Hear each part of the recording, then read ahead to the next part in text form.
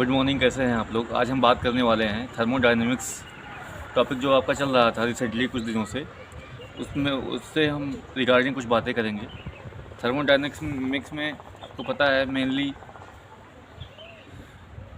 कुछ लॉज होते हैं, जैसे कि आपका एक है first law of thermodynamics, second law of thermodynamics and third law of thermodynamics, और एक और लॉ है आपका जीरो लॉ ऑफ थर्मोडायनेमिक्स। ठीक है, क्लियर हो गया। लेकिन आज हम मेनली दो लॉज के बारे में बात करेंगे, एक आपका है फर्स्ट लॉ और एक आपका है जीरोथ लॉ। समझ में आ गया? जीरोथ लॉ के बारे में हम बात करते हैं पहले स्टार्टिंग में। जीरोथ लॉ होता क्या है? जीरोथ लॉ ऑफ थर्मोडायनेमिक्स होता क्या है, क्लियरली हम समझें कि सबसे पहले इसके लिए आपको एक टर्म समझना होगा, थर्मल इक्विलिब्रियम।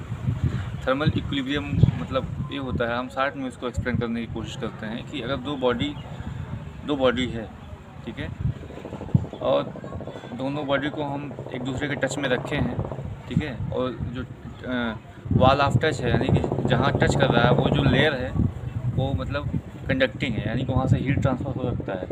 यानी कि दो बॉडी टच में है फिर भी उनके बीच में कोई हीट ट्रांसफ़र नहीं हो रहा है, तो इसका मतलब ये होगा कि वो दोनों थर्मल इक्विलिब्रियम में है। हीट ट्रांसफ़र कब नहीं होता है? जब दोनों का टेम्परेचर क्या होगा, एकदम इक्वल होगा। तो थर्मल इक्विलिब्रियम में हम कह सकते हैं कि अगर दो बॉडी एक दूसरे के साथ थर्मल इक्विलिब्रियम में है तो उन दोनों का टेम्परेचर क्या है, सेम है, इक्वल है, बराबर है। समझ में आ गया? थर्मल इक्विलिब्रियम टर्म क्लियर हो गया। आगे बढ़ते हैं। अब हम बात करते हैं जीरोथ लॉ के बारे में।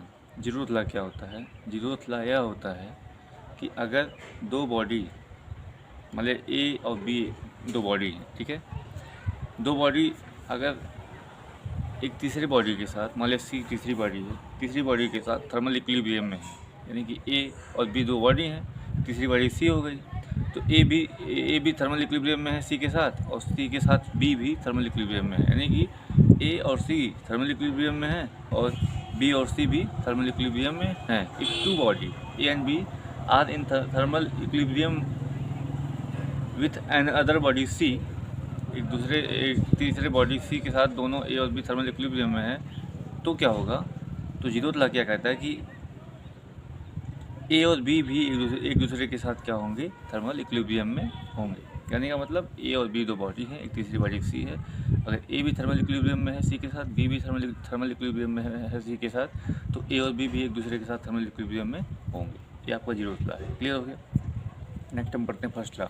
फर्स्ट लॉ बहुत ईजी है, बस आप हम स्टार्ट करते हैं फर्स्ट लॉ को। First law of thermodynamics explain करता है कि law of conservation of energy. Law of conservation of energy, energy के कई फॉर्म होते हैं, हीट भी एनर्जी का एक फॉर्म। तो हम आइए स्टार्ट करते हैं first law. First law of thermodynamics state that energy can not be created और नॉट बी डिस्ट्रॉयड। एनर्जी, ऊर्जा को ना ही हम उत्पन्न कर सकते हैं और ना ही इसे हम नष्ट कर सकते हैं। इसको हम एक रूप से, एक फॉर्म से दूसरे फॉर्म में चेंज कर सकते हैं। It can be converted one form to another form. Clear हो गया? इसका एक मैथमेटिकल एक स्टेटमेंट आता है, अगर हम किसी भी सिस्टम को क्यू एनर्जी देते हैं तो क्यू एनर्जी दो पार्ट में डिवाइड होती है। एक तो जिस सिस्टम को देते हैं उसके इंटरनल एनर्जी के रूप में क्यू खर्च होता है, और दूसरा उस सिस्टम पे जो वर्क होता है उसके रूप में खर्च होता है। तो एक हमारा एक फार्मूला बनता है, Q equal to delta U plus W. Delta U मतलब उसके जो सिस्टम जिसको हम एनर्जी ऊर्जा दे रहे हैं, हीट दे रहे हैं Q, उसके आंतरिक ऊर्जा में इंटरनल एनर्जी में कितनी इंक्रीमेंट हुई, उसको हम क्या कहते हैं, उसको हम कहेंगे डेल्टा यू। ठीक है, और प्लस डब्ल्यू यानी कि उस सिस्टम पे कितना कार्य हुआ क्यू हीट के द्वारा, उसे हम क्या कहेंगे, वर्क डन।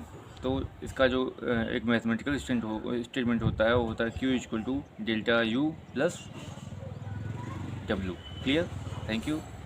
अगर आप को ये चीज़ें समझ में आई हो तो प्लीज़ लाइक एंड सब्सक्राइब अवश्य करिएगा। Thank you very much. मिलते हैं नेक्स्ट वीडियो में। Thank you so much.